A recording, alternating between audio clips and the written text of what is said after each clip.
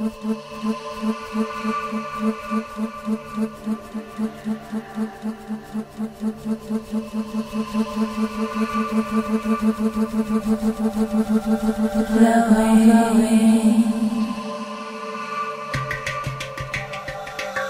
a stream.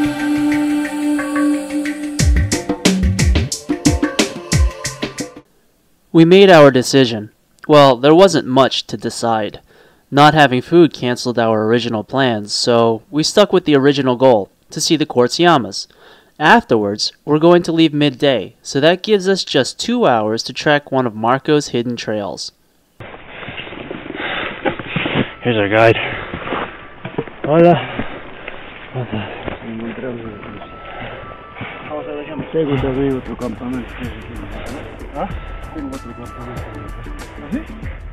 He takes us up, past the tourist area, and into the forbidden zones. Be careful, this is a dangerous zone. That's why it says forbidden. Okay. After that, it's a steep hike down a cliffside into the well-constructed terraces of a Preincan civilization. Finally, we see the Quartz Llamas. Well, granted, they're not as spectacular as I thought. I imagined we'd find statues etched out of crystal. Still, the bragging rights of being the first foreigner and Peruvian citizen who's unaffiliated with the INC make the journey worth it. Ellos hacen de cuarzo. Sí, y lo mejor es que son hechas de cuarzo, o sea, deben... No creo que... Indiana Jones is just a comic book. This is the real thing.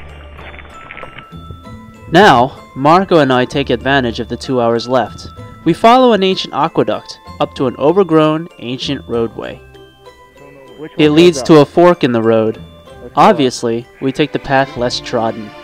Alright, let's go. And we're rewarded for our decision. It's an ancient temple, partially buried in the cloud forest detritus. this? The wall goes all the way down there. There's another window or doorway there. And then all this overgrown stuff is here. Gotta get this out of the way. You're the first gringo. See this? Yeah. Check it out. It's so well preserved too. We get back to the campsite. Manuel and Dante arrange for some transport. They rented 2 mules to carry our gear, and little else. Because we're out of food, the return trip has to finish in Choq'e. Manuel and Dante will escort the mules, while Marco and I, being fit and unencumbered, take off on foot. The day is clear. We each carry 2 liters of water and a few chocolate bars. We also left our jackets behind on the mules, and that was one of the dumbest mistakes I ever made in my life. Marco and I raced the 10 miles down and up the canyon. He gets ahead of me, and I climb back up to El Mirador alone. I'm exhausted, and my energy is depleted. The sky is dark, and shadows fill the canyon. I feel uneasy in my gut, but I shrug it off. My body shivers in the cold air. I'm dehydrated, and I lick my lips with a dry tongue. My water bottle is empty. I look into the distance and search for Marco. Then I see a flash of blue-white light from Marco's headlamp. I turn on my camcorder light and jog down the rocky ledge, mindful of the deep drop to the black abyss. I catch up to him and ask him how long was he waiting for me. He said 5 minutes, but he had to keep moving because if he didn't move, he'd freeze. We walk down the trail. The ascent is over, and I walk normally. The skies are clear, somewhat, and a bright moon shines on us. The storm is nowhere in sight, and even the sound of thunder doesn't get to us. We walk for an hour, and then I ask Marco what the shaman's warning was. The shaman told him that he will die in this area. Marco adds that ever since I made peace with the Pachamama, our energy complemented each other, and that I was a sort of wild card that negated what the shaman said. In one way, it's reassuring, but at the same time, what were the costs to me? We hike around the curve of the mountain, and suddenly we're hit with a powerful gust of wind and drizzle. Ahead of us is the twinkle of lights, Choq'e. But to the south is something I've never seen before. It's a dark mass of angry clouds piled on top of each other, but they've got a dark green hue. Marco calls it a Charlie Bravo in airport controller talk. It's one of the worst kinds of storms, a true monster that one can encounter. But it was to the side, and the wind was pushing it away from us. We pick up the pace. Lightning, thunder, and powerful wind hit us as we jog towards the light.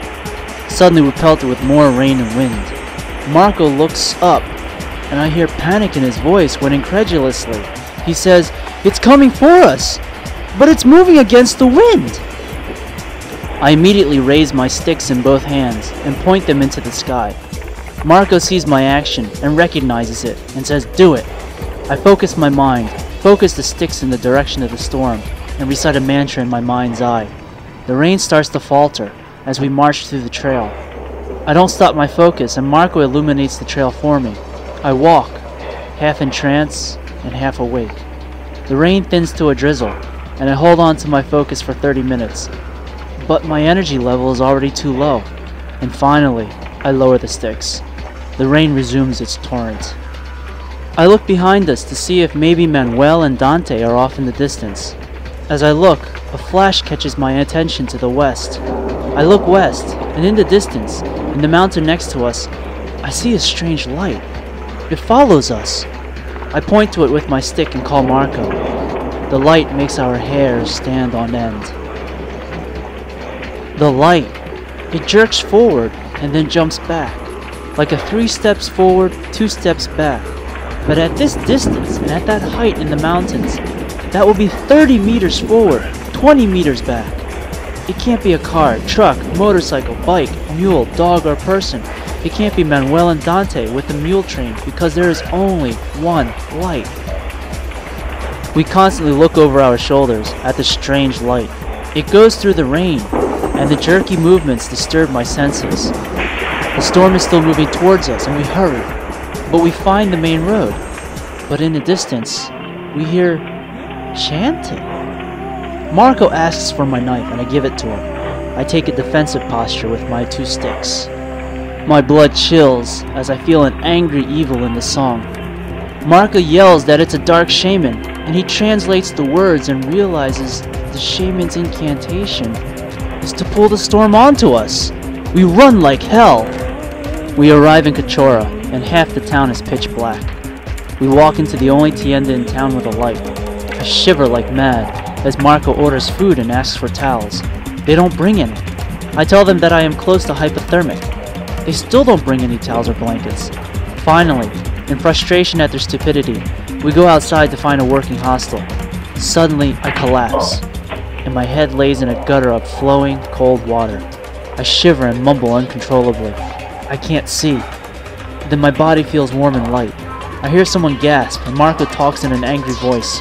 Then 4 arms pick me up and drag my body for a distance. I hear people talking excitedly, and then a towel is wrapped around me. I feel 2 hands help me walk into a place flooded with light.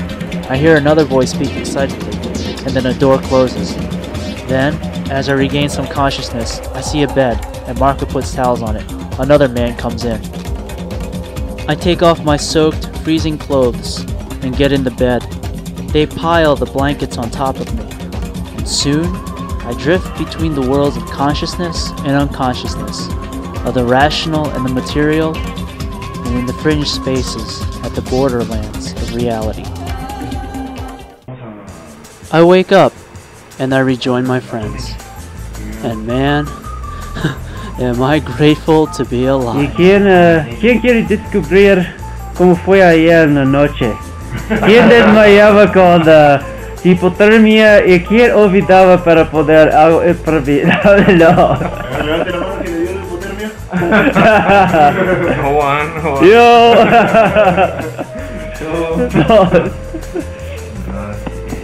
No, difícil.